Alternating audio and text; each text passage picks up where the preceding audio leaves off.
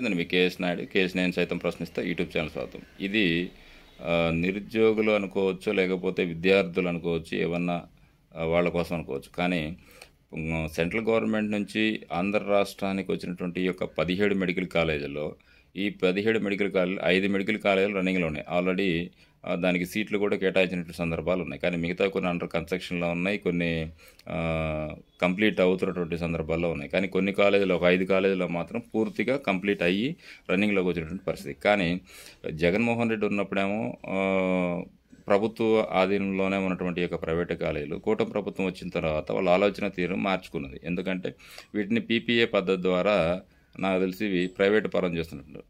So PPA పద్ధతి ద్వారా వీటిని ఈ అడ్మిషన్స్ని రెఫర్ చేస్తున్నారు. సో లాస్ట్ టైం ఎన్ఎంసి వాళ్ళు అడ్మిషన్స్కి రెఫరెన్స్ పంపిస్తే దానికి ఇంకా పులివెందుల మెడికల్ కాలేజ్ ఇంకా రెడీ కాలేదు అని చెప్పేసి 50 సీట్లని నిరాకరించినటువంటి సందర్భం. సో నేను ఏమంటానంటే, ఎవరు ఏ ప్రభుత్వం నిర్ణయం తీసుకున్నా అది విద్యార్థులకు కానీ పేద ప్రజలకు కానీ మంచి జరుగుతుంది అనుకుంటే దాన్ని కంటిన్యూ చేయాలి. నాకు తెలిసి మెడికల్ కాలేజీలు ప్రైవేటు పరం కంటే కూడా ప్రభుత్వ ఆధీనంలోనే ఉంటే మంచిదని నా ఫీలింగ్.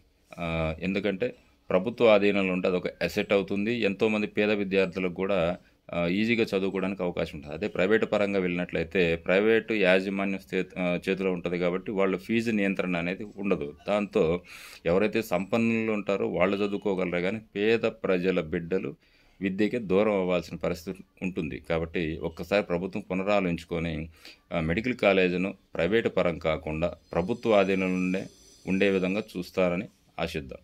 Thank you.